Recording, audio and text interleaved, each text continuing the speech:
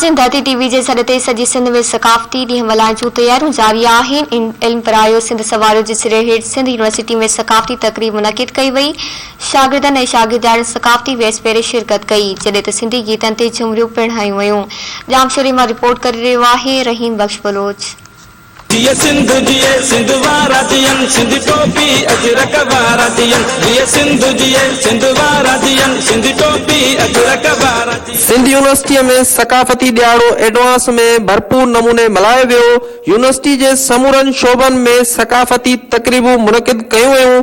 शागिर्द तोड़े शागिर्दाणियूं क़ौमी वेस वॻा पहिरें गीतुनि ते रक़्स करे पंहिंजी सकाफ़त सां मोहबत जो इज़हार कयो। उन मौक़े ते शागिर्दनि धरती टीवी न्यूज़ सां ॻाल्हाईंदे चयो त अॼु सिंध यूनिवर्सिटी में सकाफ़ती ॾियारो मल्हायो पियो वञे ऐं असां जेको आहे सो जोशो खरोश सां जेको आहे पंहिंजी सकाफ़त खे उजागर कयूं पिया।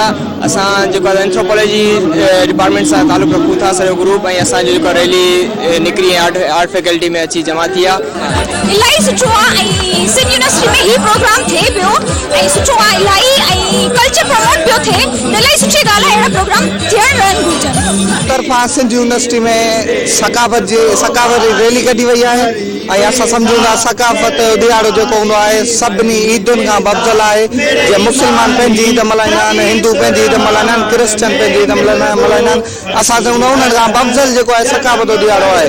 हीउ सकाफ़त ॾियारो असां शहीद नाज़िम जोख जो नालो कयो आहे, जेको सिंधे पखुनि जी रखवाली कंदे शहीद थी वियो। ज़ोर ऐं ज़बरदस्त सां ऐं सिंधी ॿाहिरि जेके बि आहिनि हींअर बेहद ख़ुशि आहिनि। सिंध यूनिवर्सिटी जा नौजवाननि में इलाही जेको आहे टैलेंट नज़र अची रहियो आहे। सिंध सां पंहिंजी मोहबत ऐं यकजहती इत्तेहाद ऐं माशाअल्लाह असां सिंधी ॿाहिरि जेके बि आहियूं उहे इहा ई कोशिशि कंदासीं जेको ई असांजो इत्तेहाद जो ॾियारो आहे हर साल ईअं ज़ोर ऐं ज़बरदस्त सां मल्हाईंदासीं। सभ खां पहिरियां त मां सभिनी हिते आयल पंहिंजे दोस्तनि खे मुबारकबाद ॾींदुसि ऐं हिकु बहितरीनु इवेंट करायो वियो आहे सिंध यूनिवर्सिटी जे हवाले सां, ऐं असांजो जेको ई तहज़ीब आहे हिनखे उजागर थियणु खपे। शागिर्दनि पारां 5 डिसंबर ते धरती टीवी न्यूज़ सां भरपूर नमूने सकाफ़ती ॾींहुं मल्हाइण जो पिणु ऐलान कयो वियो। कैमरामैन वज़ीर नुआणीअ सां गॾु रहीम बख्श बलोच, धरती टीवी न्यूज़ जामशोरी। नाज़रीन, धरती टीवी जे सॾ ते सॼी सिंध में सकाफ़ती ॾींहं मल्हाइण जूं तयारियूं जारी आहिनि। इल्म परायो सिंध समारोह जे सिरे हेठि शहीद बनसीर भुट्टो यूनिवर्सिटी नवाबशाह में सकाफ़ती रैली कढी वई, जंहिंमें शागिर्दनि ऐं शागिर्दारनि सकाफ़ती वेस पाए शिरकत कई। इन हवाले सां आमिर भटिया जी रिपोर्ट ॾिसूं था। जी नाज़रीन, धरती टीवी जे ऐलान खां पोइ अॼु शहीद बेनज़ीर भुट्टो यूनिवर्सिटी में भी सकाफ़ती रंगारंगी तकरीब थी रही है। इन हवाले सां ॻाल्हि ॿोल कंदासीं त उन्हनि जो छा चवणु आहे। ॾाढो बहितरीन प्रोग्राम है। अहिड़ा प्रोग्राम यूनिवर्सिटी में थींदा रहनि सदाईं। असांखे ॾाढो मज़ो आयो। जी असां सिंधी आहियूं, इन लाइ करे ॾाढो असांखे ॾाढा फ़ख्रु आहे असां सिंधी आहियूं। हमारे कल्चर क्या है थींदो आहे, असां हर साल वॾे धमाके धूमन सां एंजॉय कंदा आहियूं। माशाल्लाह असांखे ॾाढो सुठो थींदो आहे। धरती टीवी जिंदाबाद। धरती टीवी जिंदाबाद और बहुत अच्छा लगता है। लिटरली हमने काफी एंजॉय किया है। हमने कल्चर देखा है सिंध का, तो इससे जो हमारी आने वाली फ्यूचर नस्लें हैं उनको भी ये कि वो जान सकेंगे कि हमारा कल्चर कैसा है। बहुत मजा आया, ॾाढो मज़ो आयो असांखे। धरती टीवी जिंदाबाद। जीएसएन सिंधी सकाफ़ती ॾींहुं मल्हाए पियो वञे, असांखे ॾाढी ख़ुशी महसूस थी रही आहे। असां ॾाढा ख़ुशि थी रहिया आहियूं। असांजे यूनिवर्सिटी में अहिड़ा सिंधी कल्चर थींदा रहनि। सिंधी न बल्कि तमामु जेके बि असांजे सूबा आहिनि सभु कल्चर थींदा रहनि।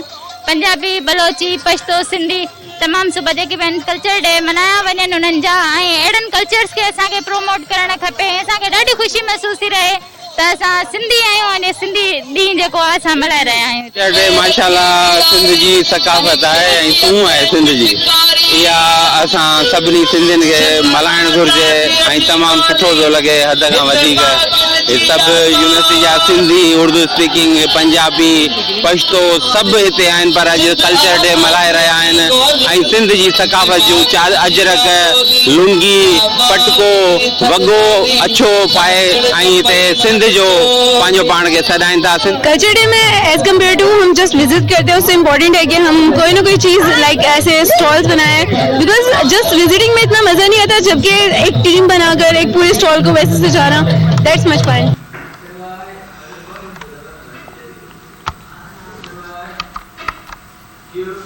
नाज़रीन, बुलेटिन पे चिप जाने ते पहुतो वधी ख़बरनि अपडेट जे लाइ ॾिसंदा रहो धरती टीवी न्यूज़।